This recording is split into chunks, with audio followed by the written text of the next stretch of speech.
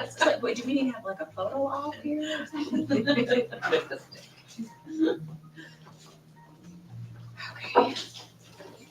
I don't know where the camera is, so I'm trying to make sure I'm not flashing everybody. Cookies. No. There we go. You're not. It says parent. Oh, Oh, there you yeah, go. okay. Yeah, it's Thank you. It's all about knowing. Hello, everybody. Thank you so much for joining us tonight. We at Left Bank Books are delighted to welcome back best-selling St. Louis author Shawntelle Madison and her new book, a highly anticipated, sweeping, multi-generational epic, The Fallen Fruit. So notes before we begin. Tonight's event is only possible because of all of your support. So when you support Left Bank Books, your money goes directly into the local economy. It helps fund the streets, parks, everything else that makes St. Louis amazing, and it helps us get writers the support they deserve. So thank you all so much for shopping local and for joining us tonight. We also want to welcome everyone joining us from afar. Thank you for being here wherever you are. We appreciate your virtual attendance. You'll be able to participate in the audience Q&A toward the end. Just type your question as a YouTube comment, and I'll be keeping my eye on that. So thank you for being here. We at Left Bank Books are always working hard to plan new events for readers of all ages. Of note, tomorrow night we'll be welcoming Jeffrey Zuckerman, whose new translation of Del Rosenfeld's book, Jellyfish Have No Ears, is a beautiful, immersive, surrealist tale of a 20-something woman who is grappling with hearing loss. And it's a deeply moving debut novel following the flaws of language, the fear of silence, and the power of imagination. So if you're here for Shawntell's book, you like beautiful writing and amazing stories, so this one will be one for you as well. Info about this event and our full calendar can be found at left-bank.com, so be sure to check us out there. And now for tonight's event. Shawntelle Madison is a best-selling author. She's written over a dozen paranormal romance, contemporary romance, and fantasy titles, and this is her historical fiction debut. We are very happy she lives here in Missouri and can join us for events like this, and she lives with her husband and children. Her new book is The Fallen Fruit. Combining history and fantasy, it is a sweeping multi-generational epic about a woman who travels through time to end a family curse that has plagued her ancestors for generations. On a rainy day in May 1964, history professor Cecily Bridge Davis begins to search for the 65 acres of land she inherited from her father's family. This quest leads her to uncover a dark secret. In every generation, one offspring from each Bridge family unit vanishes and is mysteriously whisked back in time. Shawntelle Madison's historical fiction debut is an enthralling, page-turning family saga about the inevitability of fate, the invincibility of love, and the indelible bonds of family. Publishers Weekly says, Madison expertly navigates the time jumps, weaving together a robust shared history for the Bridge family. Fans of complex historical speculative fiction will be very pleased. Thank you all so much for joining us, and let's welcome Shawntelle Madison.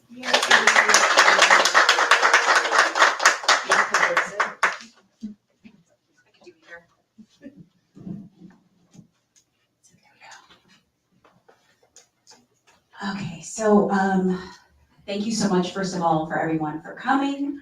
I guess to, just in case for this talk, I'm going to try not to give any spoilers for everybody who has actually not read the book. But I guess what I would say, first of all, for everyone that's coming, and you may not know about the book based off of what was talked about, specifically The Fallen Fruit, I would say it is definitely Kindred meets The Time Traveler's Wife. But it also has hints of maybe like Outlander and a lot of those other books where it touches on bits of romance, also ways of family bonds and the way families are affected by adversity, that type of thing. And so I would say it's one of those books that has a little bit of everything. It's also a book that comes in 5 parts. And out of those 5 parts, each of those 5 parts is a different time period. So we're talking about going from the 1960s, that's the starting point of the book. It doesn't take place in a contemporary space. It's starting from the 1960s and going all the way back to pre-American Revolution. So essentially for each part in the book, I did an insane amount of research.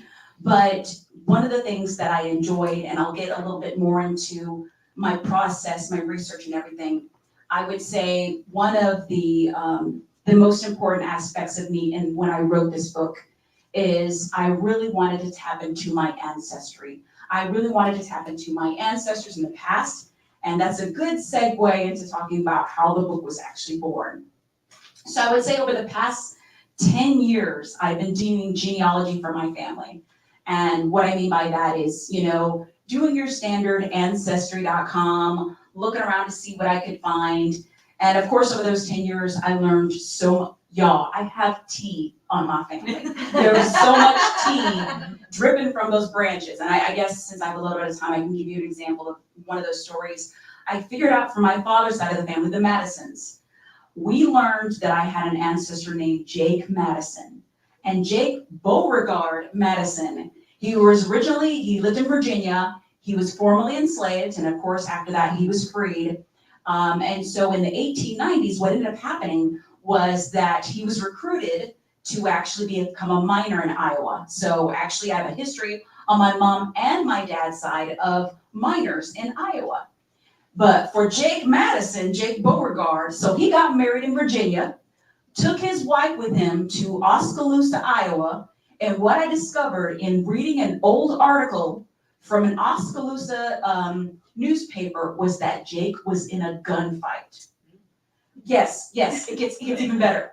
So during the gunfight, Jake ends up actually learning that his wife, while he was in the mines, was actually visiting other men. And she was going out dancing and other things. And so Jake comes out the mines. Yes, the tea is dripping. It's hot. He comes out, he grabs his wife. We're going to get to the book in a second, but this tea is just so good. I love this story. It's relevant. And so what ends up happening is the man, he gets his wife back. And then the guy that actually took his wife out ends up saying, hey, I got a bullet for you. I got a bullet for Jake Madison. And so what ends up happening is the guy, Mr. Woods, he was actually a boarder in their house. So he was in the house scoping out this man's wife. And so what ends up happening is Mr. Woods ends up leaving on a train to go. And before he leaves town, my ancestor gets a bulldog revolver, rolls up on this dude, and there's straight up a fight in Oskaloosa in the streets. My ancestor ends up killing this man, shooting him in the groin, yes, it went down. Yes, it was basically a duel. And so, in essence, what I'm saying is that in actually researching my ancestors and researching the history, there were so many of these gems. And this kind of segues into actually where the fallen fruit takes place in Charlottesville, Virginia. So on my mom's side, which still has plenty of, hot tea, but I found that I would often run into the 1870 wall.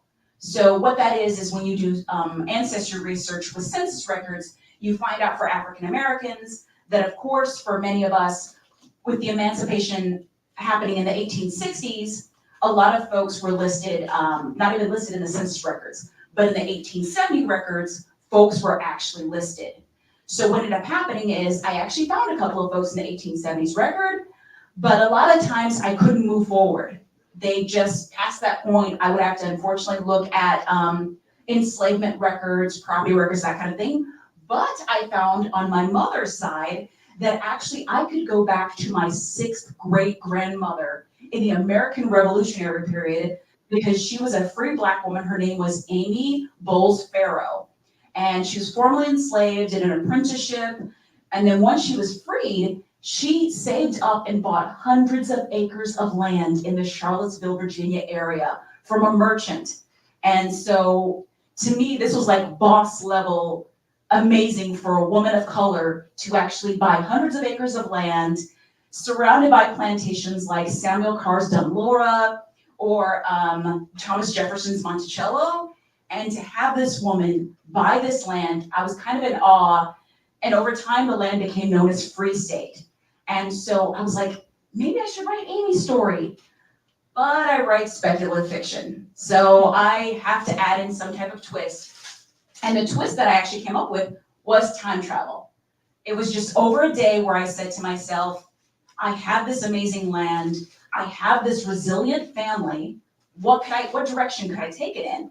And so I gave them a time travel curse because that's what you do. And so that's what one does. And so once I had the time travel curse in place, I had the story. I came up with the last name of the bridges, and it kind of just blossomed to where the book itself is actually kind of written, it's not written chronologically, but when I actually started the process of writing this book, and it's almost 500 pages, because I just loved exploring this family. And so initially in the beginning, when I wrote the book, it was actually told in the beginning from the American Revolutionary period. And I just fell in love. Yeah, if I could write another time period again, I would write the American Revolution. It's just, to me, it was so fascinating, the things that I discovered while doing research, especially about my ancestors and how they lived. It was a simpler time, but there was so much going on, and it was amazing for me to just kind of dive into it and discover it. So as I was actually in the process of writing the book, figuring out what I want to do, I started the American Revolution, wrote about 200 pages, and then I had discussions with my critique partners, with my literary agent, and as we were kind of going back and forth, we were like, okay, is this story starting in the right place? And what ended up happening is the structure of this story ended up not being in chronological order, ended up being in the order of how the story unfolded, and how, as he was talking about how Cicely Bridge in the 1960s encounters this land. Now, before it was hundreds of acres of land when Amy bought it, but by the time in Cicely's period in the 1960s, a lot of that land was sold off. So by that point, it was only like 60 some acres by the time Cicely gets it. She figures out that this was her ancestors' land. Her mother and father had died when she was young. So she gets back to the 1960 Charlottesville. She's exploring the Bridge family land, and she starts to get these clues. So that's kind of the beginning of the mystery, is what actually happened to the Bridges? Why is the orchard and everything around it, why is it derelict? What happened to these people? And as it was saying in the description, why are there X's on a map, and why are there boxes with bags in them with tags to help people with really strange survival objects inside of them? And that's kind of how the story kind of unfolded forward, was what was going to happen to Cicely? How was the story going to unfold? Was she going to figure out the mystery of what happened to her family, her parents? And so in digging that, she kind of takes on the role of what I did. She becomes a genealogist. She sits down, she looks at census records, she looks at property records, and that's how the story kind of unfolds into the beginning, where you have Cicely actually exploring what her ancestors were like in the American Revolution, what it was like for them in the 1812s, 1815s, around there. And so there were opportunities for me in writing this book to touch on each time period and say to myself, what was it like for my ancestors during that time period in Charlottesville? So it's kind of like an opportunity for discovery for me, not just in fictionalizing the lives of my characters, but kind of going deep to be like, what was it truly like for them as free Blacks? So at this time, in falling in, I was like, what was it like for a free Black family surrounded by plantations, surrounded by slavery? What was their life like during that time period? And so as I was exploring the American Revolutionary period, there's a character in there, and this is not exactly a spoiler, his name is Luke Bridge. And he is actually in the tree, and he is one of my ancestors. I based his journey off of one of my ancestors. So what ends up happening for Luke Bridge is in the American Revolutionary period, he falls back 20 years into the past. So he's going from the 1780s to a little bit before, maybe about 10 years before the American Revolutionary period. And so I'm not going to spoil it and touch on a lot of the things that happened to him, but one of the things that is not too spoilery is he actually ends up participating in the American Revolutionary War.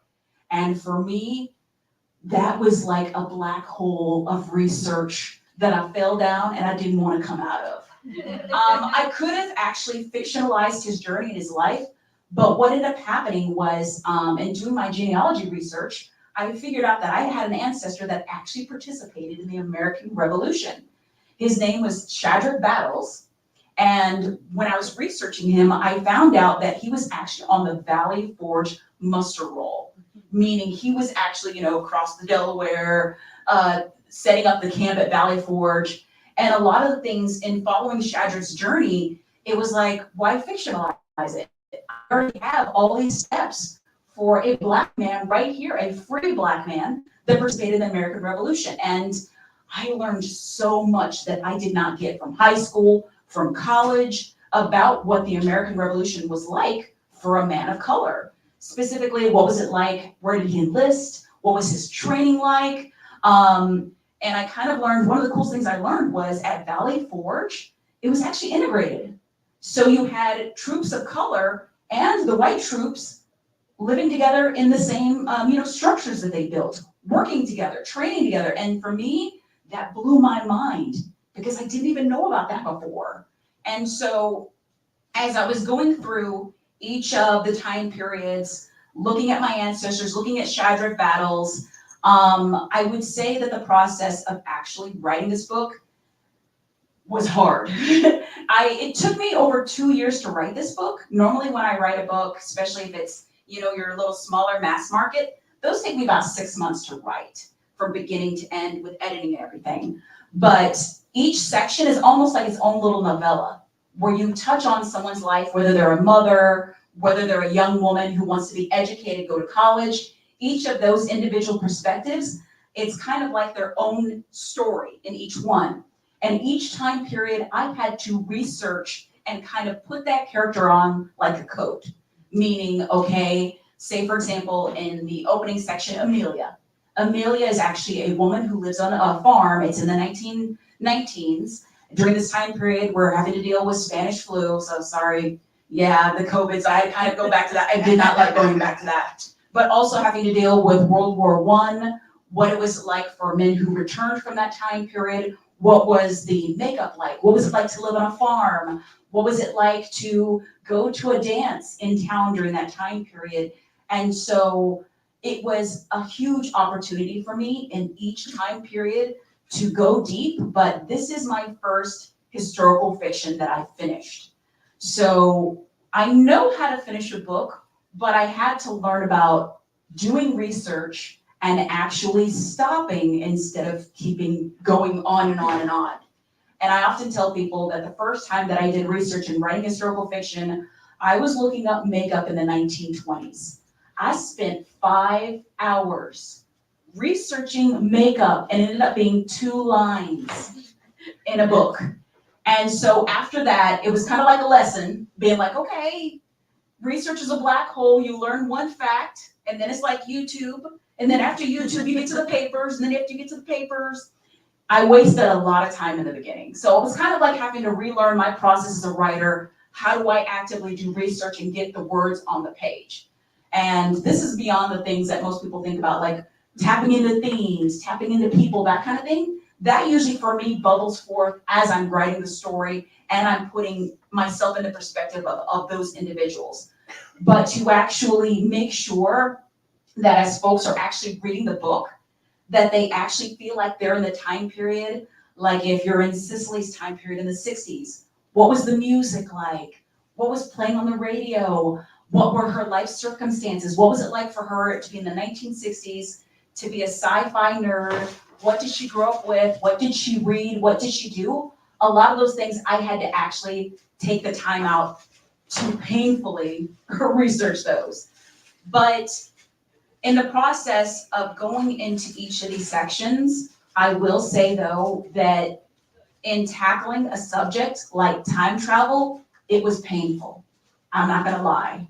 And it's even more than thinking of, for my protagonists as African Americans, what was it like to be absolutely terrified of falling through time where you might have to carry your freedom papers so that if you fall back far enough to where you might be enslaved, for me, that was something, it was like a current of tension within the book that I carried for 2 years as I wrote this. And so it was definitely something where I kind of had to put myself there multiple times, but there were other issues as well, where one of my protagonists is a mother, where actually two of my protagonists are mothers, and one of them is dealing with the potential of her child falling back in time. Another one is dealing with her potentially losing her children, her family, if she falls back in time. And I will admit to you, in some of the parts of this book, it broke me. Like, we're talking ugly cry, break me. And so many times during this book, I would have to walk away. I would have to give myself an opportunity to be like, okay, I've faced these circumstances for my characters. Now I need to stand up and I need to make sure that I'm okay when I see my children, when I see my husband, when I do my day-to-day, and make sure that what happens in this book, that I don't carry it with me once I leave my office. It was that kind of thing.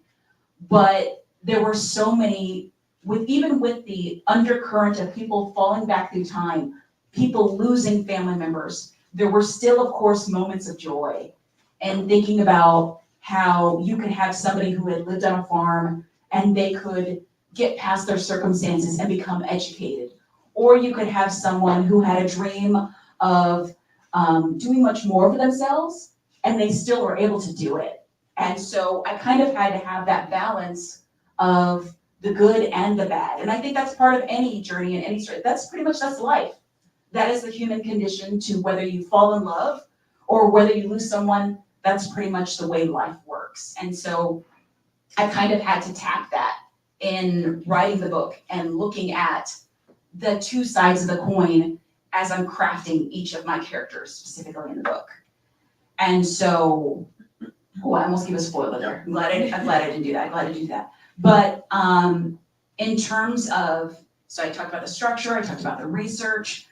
I would say, now that the book is finally done and out in the world, and people are kind of experiencing what it was like for the Bridge family, I will say that I feel like for a lot of people, this is going to be a fresh perspective in terms of what it's going to be like. Because a lot of times when you are reading books, you do have to confront slavery, or you do have to confront a lot of the other aspects that happen to African Americans over time. And so when I specifically wrote this book, I wanted to actually tap into what it was like for my family as free African Americans living in the Charlottesville area and kind of exploring what their lives are like. So I kind of spoke a little fast there, but definitely I'm one of those people that if you have any questions that pop up as I'm speaking, feel free to raise your hand, and I don't mind answering questions as we talk, because I could talk on and on and on about this book.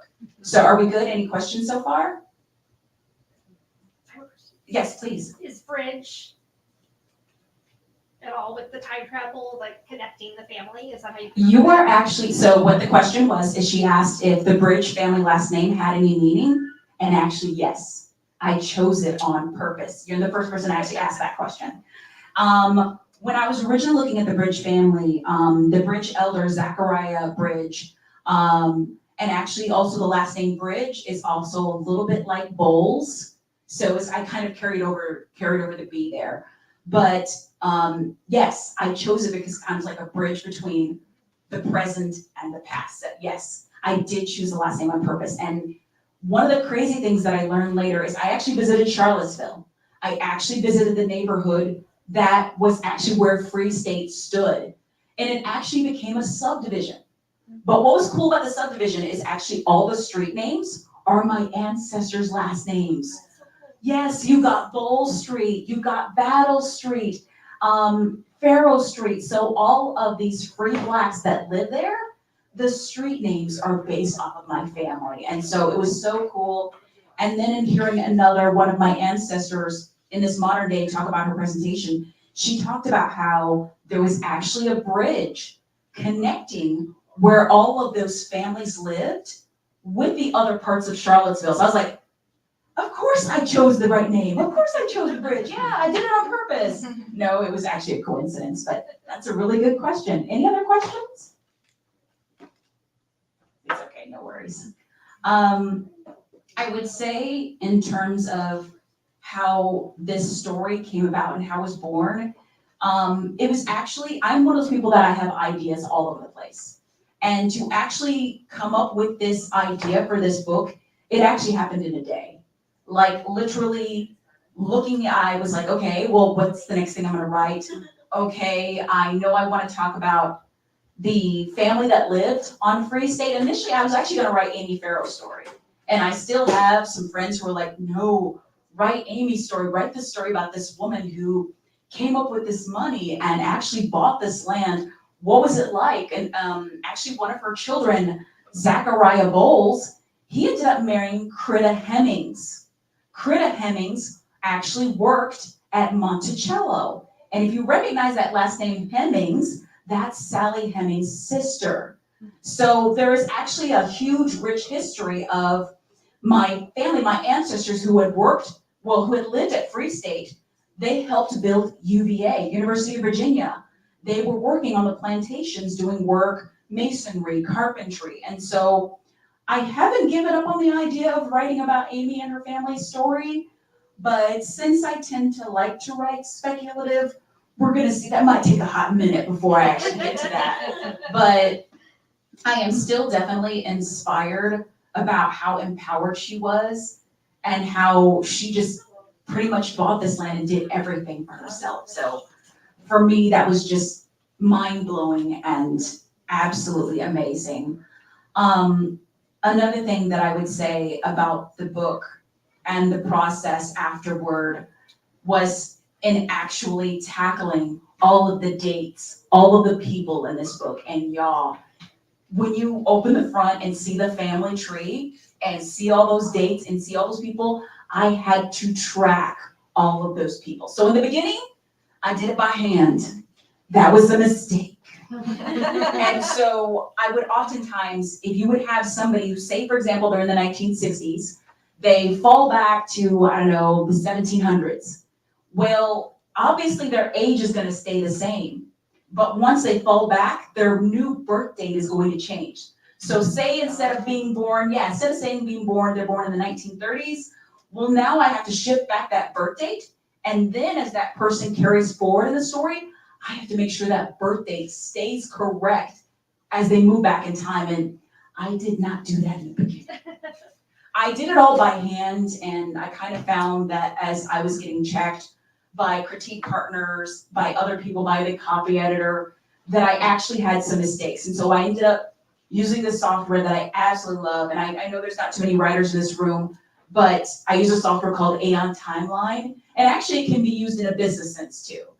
It's for tracking not only dates and events, but you can use it for other purposes too. And so that was a way for me to track almost 50 people, like from scene to scene. And I would say, why is that important? Continuity. Besides the dates, if you imagine before, say you have somebody in the 1920s, they're wearing clothes, they have certain things on them, they go back in time, they still need to be wearing those clothes. They still need to have those things carry over with them. And the cognitive load of doing that for over 50 people, that was painful, y'all. That was painful. And so it reached the point to where I would have to keep meticulous notes from each time period. And if people went back in time, what were their personalities like? What were they like? I had to track that in every aspect of the book. So whenever I've gotten folks who say, oh my gosh, you've done a great job tracking people, this was well researched, and I say, meticulous notes, the black hole of research. Oh yes, you have a question? Yes, I have a question. Since you said it's kind of broken up into 5 parts, who would you say is like your favorite of like the main protagonist? Oh, So what her question was, is she said specifically in this book, which was a character or time period? Character. So which character is But my if favorite? time period is different, then I would like both answers. Oh man, she got me. So she's asking about the time period and the character. This is like asking who's my favorite kid. I'm sorry. I'm not supposed to say that. Okay, no, I'm not supposed to say that out loud. She's being recorded right now. I'm being recorded right now, yes, as you said. But I would say time period first, my favorite time period to write was the American Revolution. I had so much fun writing that time period. And I would say my favorite character, maybe I should put it this way, the character I most like is actually Cicely. Yeah, sci-fi nerd, grew up reading hard science fiction, Asimov, Heinlein. She would have been that person. She kind of, yeah, she would have been that person. But the person that I most enjoyed writing was actually my character from the American Revolution, Sabrina Humbles. So Sabrina is actually, and this is not spoilery, but in the American Revolution, she is a child who is adopted by the Bridge family. So she's considered one of their children. She lives with the Bridge elders, and she does embroidery, but she is in love with Luke. And of course, we know Luke is doomed to fall through time. So one of the things, my background is actually romance. And so one of the things I love about romance is the yearning, the wanting someone, the pining for someone. And so actually Sabrina was the first set of words that I wrote. And I still have that notebook where I wrote those first lines for the book. And they were in Sabrina's perspective. And so for me, she was the first character that spoke to me, that I connected with. And for me, when it comes to romance, it's just like a warm blanket. It's just that warm blanket. But of course, since this isn't romance, this is more historical fantasy, magical realism, I could tap into more things beyond the happily ever after or happily for now. So yes, I did have a favorite child in the book. It was Sabrina Humbles in the American Revolutionary period. Shawntelle, do you ever struggle with the beginning of a book, like the first page, the first word, I've always wondered, how would I do that? I would have to get struck by lightning, so I had that, like, ouch, period, or whatever it said. Do you know what I mean? Yes, exactly. So what her question was is she asked, do I struggle with first lines or openings in books? Yes, yes, and yes. So I would say once in a while, I get that lightning strike and I get an idea for a book and I see that first line. Actually, that happened to me with Coveted, my first ever book that was published. I saw the first line and I just fell into my character and it happened. With a lot of the books over the 10 years that I've been writing, it's much harder now, where I kind of have to, like I said, I have to get to know the character. I have to make sure they're in their head. I have to make sure that I see where the story is going to open, whether kind of like get a taste of their personality, because their personality has to come out in the pages to actually grab you and draw you in. And so, and then besides the other fun things of like conflict and all that other kind of jazz. But yes, it is a lightning strike. It is so hard to find that strong line that draws somebody in, that grounds the reader, that sets the scene, that gives the personality. That takes forever. And I'm just sitting there like, okay, magic book fairy, give me the line, please, magic book fairy. That she is in Maui, she's having drinks. She is not giving me first line. So yeah, I kind of, majority of the time I have to wait for it to show up. Fair enough. Yeah. Did you have any other titles, and what made you pick The Fallen Fruit? Good question. So her question was, did I have any other titles for this book? And how did I come about with this title? Actually, the title for the book was actually one of the first things that popped up. Originally, the original title was actually The Fallen Fruit from Their Orchard. So I kind of knew when I was kind of explaining it to my literary agent, I was saying, okay, we've got this family, the Bridges, they fall back in time, they have this orchard of pippin apple trees, and so they have this orchard, and this orchard is kind of like home base for anybody that falls back in time. So I was like, oh, fallen, orchard, the fallen fruit from their orchard. And what ended up happening, of course, is as the book was being written and getting edited, kind of the brevity kicked in. I was like, okay, let's chop off from their orchard, and it just became the fallen fruit at that point.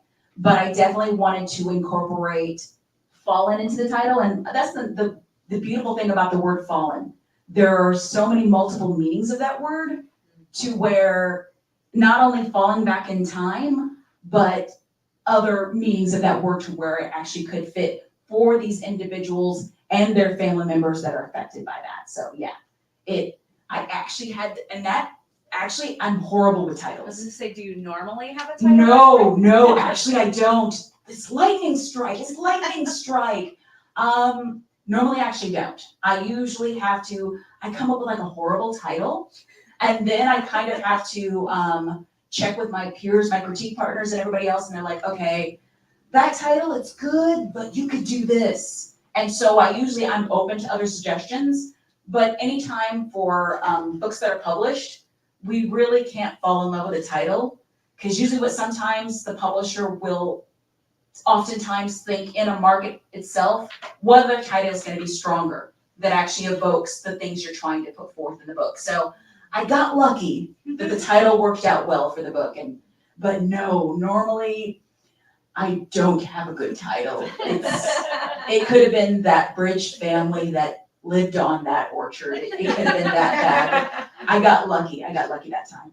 So other than possibly writing from the Amy perspective, now that you've written historical fantasy, do you think you'll do that again, or kind of, I know it's not your typical genre. Yes. Or will you go back? So what she asked is she said, this book, of course, is my first historical fiction. Am I going to continue to write more historical fiction? Am I going to dabble back in some of the other things that I like to do? And I'm one of those people where it's about the story. It is about the people. So if I want to tackle hard science fiction or a thriller, yeah, I love thrillers. Oh, yes. I love thrillers. And so give me a ratchet character. But I'm one of those people where it's the story. So actually, I am enjoying historical fantasy, and I already have other ideas, other plot buddies that kind of pop. Yeah, they were kind of like having a fiesta around me, and I gave them drinks, and I said, okay, let's do this.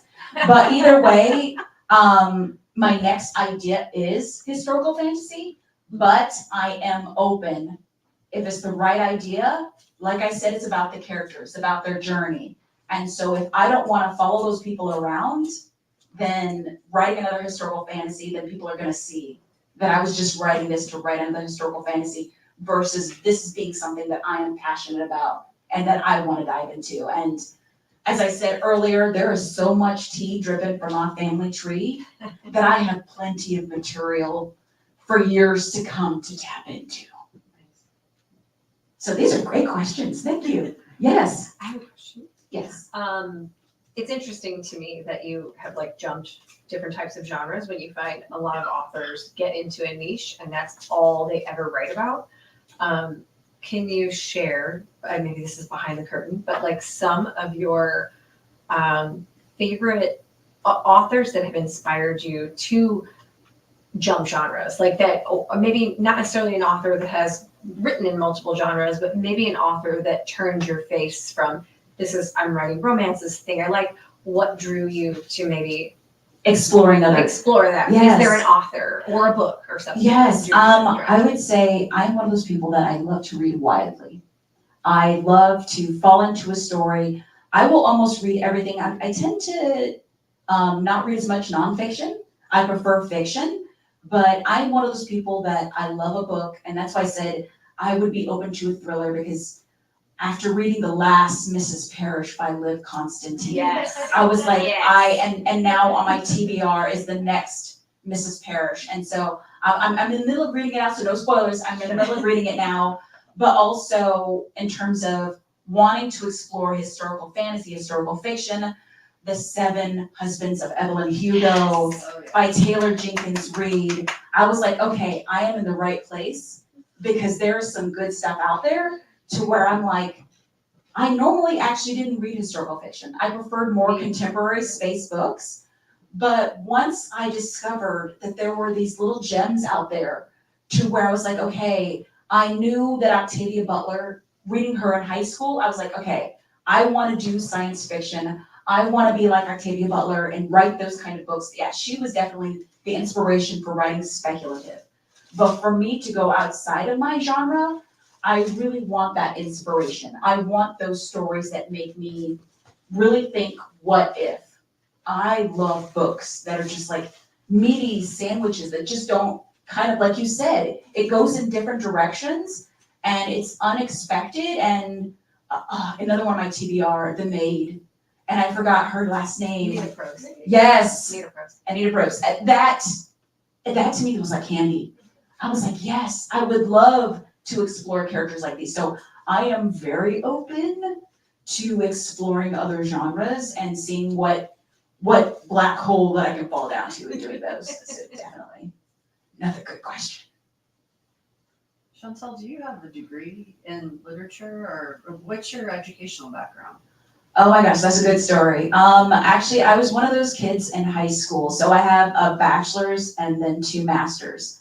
So my first bachelor was from STEM. So actually starting out, I was that sad physics major that couldn't pass physics, and I ended up in the math department, which makes no sense, but hey, I ended up doing that. So I finished my undergrad. I was working toward, being a developer, all that kind of stuff. That's kind of like my day job. And so it wasn't until I was actually really writing professionally for over 10 years to where I was like, you know what? I love learning. I could go to conferences, I could go to classes, but I actually want to be a better writer. I was telling people, I was like, it's like that Sierra song, Level Up.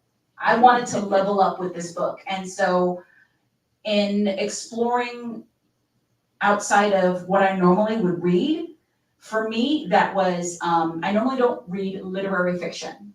I'm one of those people where I prefer kind of like the adrenaline junkie, where I want those surprises, I want those twists and turns.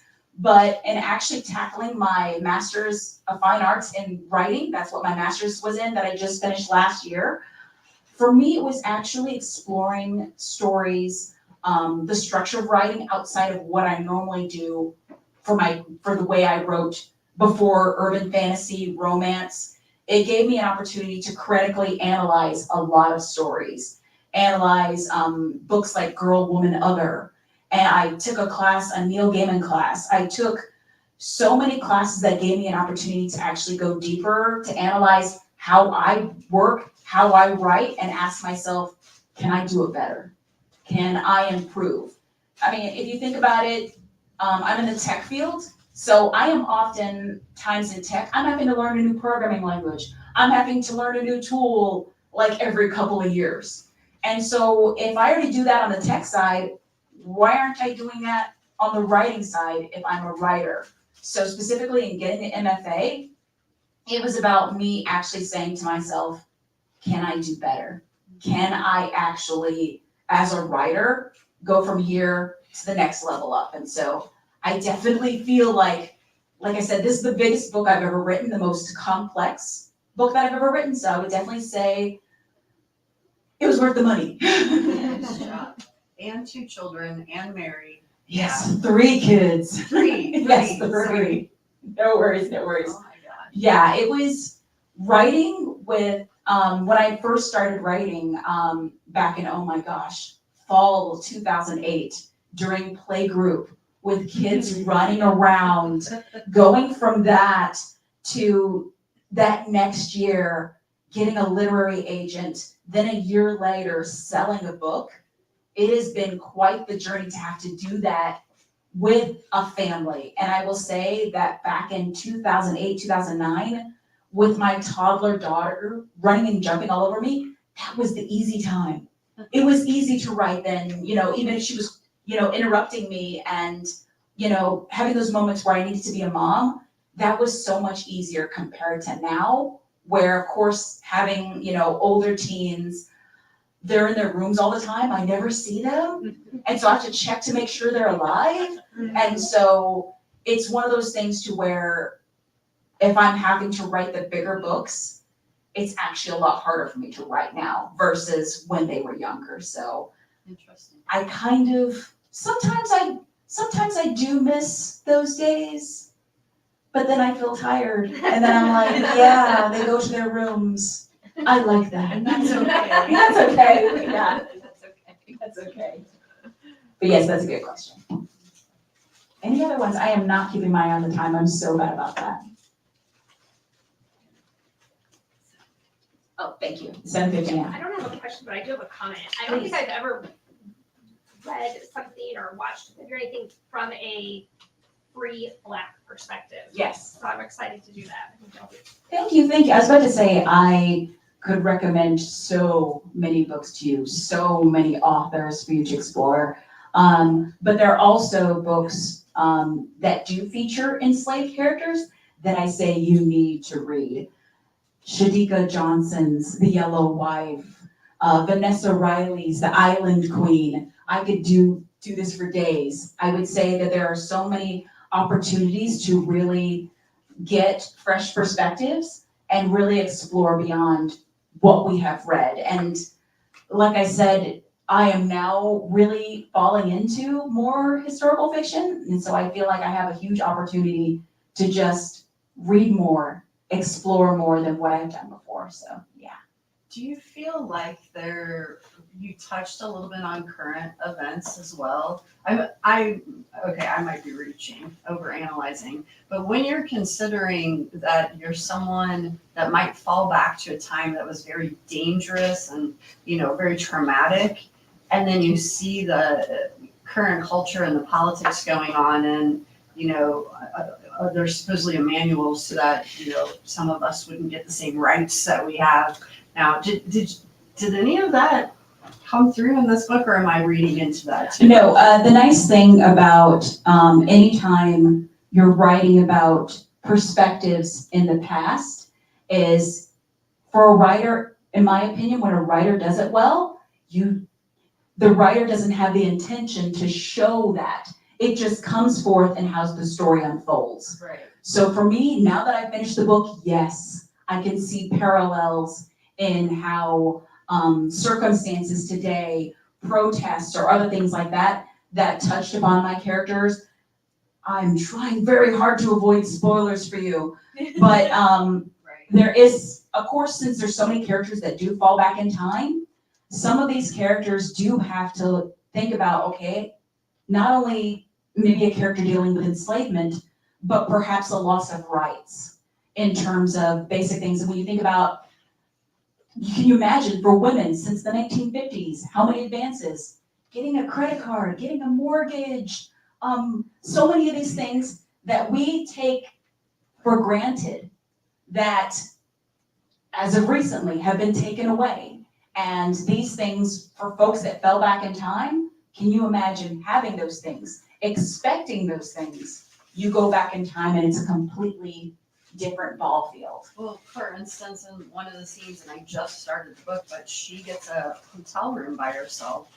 And what is it, 1962? Mhm. And I was like, wow, that actually, women didn't travel by themselves very often. No, they did not. And specifically for that scene that you're reading for that character, and actually that's not a spoilery because actually that's in the opening. Yeah. But for that character and doing research about that, I had to think to myself, for a Black woman in the 1960s, what would it be like to be going from one town, Nashville, heading down south, having to deal with sunset towns, all those kind of things.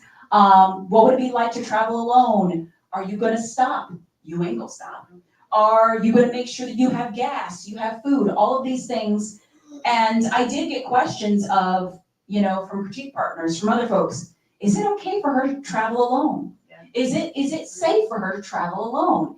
And so it was kind of combating that thing of, this must be done. We have a household with 2 breadwinners, and if both of us can't go because we have children, somebody has to work, somebody has to make money. And so it kind of had to be that choice of, okay, she's gonna go down there, she's gonna get the land back, she's gonna sell it off. She doesn't sell it off, but she pretty much has to make that choice in that moment of, for a Black woman, what do I do to actually do what I need to do but still be safe? And in researching for Cicely's time period, the 60s, and she was actually born in the 1940s, so like late 1930s. Thinking for her, what was her life like? What was her life like in the 1940s, the 1950s? specifically for her being a Black child growing up in Charlottesville that's segregated and all of these things. What was it like? What were the churches like? What were the schools like? Those are all of the aspects that I actually had to put on, like I said, put my character on like a coat and actually really think about that. I'm sure you have a really good team, but along your journey, did you ever encounter anybody that tried to censor you? Oh, yes. That's a good question. Yeah, so what the question is has anybody tried to censor me? In those instances, usually I am given advice to make a different decision. And that's the thing for any author, where if you kind of have to make that type of choice in being censored or actually saying what you're truly thinking, the majority of the time when somebody tells me I should do something else, the question I should be asking myself is, why are they asking me to change that? I made the decision to go in this direction for a purpose, for a reason. And if someone says, okay, be cautious, maybe you should portray it more gently or something that will be better digested, then the question should be, the person who's asking me the question is, what discomfort are they sitting within? What are they feeling uncomfortable about? How come I'm okay with that, but they are sitting in a place where they're uncomfortable with that and they need to tell me that? Now, have I had instances where people are like, okay, Molly, you're in danger, girl. Maybe you should do this a little different. Yes. And when I get feedback where more than one person says, okay, you're coming in from this perspective, maybe rethink how you're approaching it. Yes, I will. I have made those changes, but I, as the author of that book, it's got my name on it, I have to be comfortable with that decision.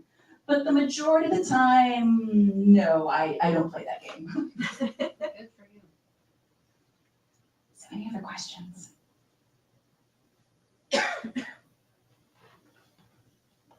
Okay, so we're probably heading up on an hour now. There we go. Perfect timing, everyone. Thank you so much to Shawntelle Madison for joining us tonight. Thank you so much, everybody. I appreciate you. These are great questions. Thank you. And thank you all. We appreciate seeing you all here as well. If you haven't bought your book yet, we've got them for sale at the desk. And she'll be signing them at the front here. So go ahead and grab your book and get in line to do that.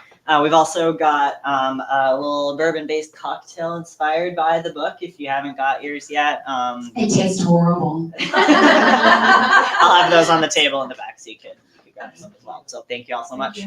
Thank you. Thank you so much, everybody. I'm gonna grab my stuff because I have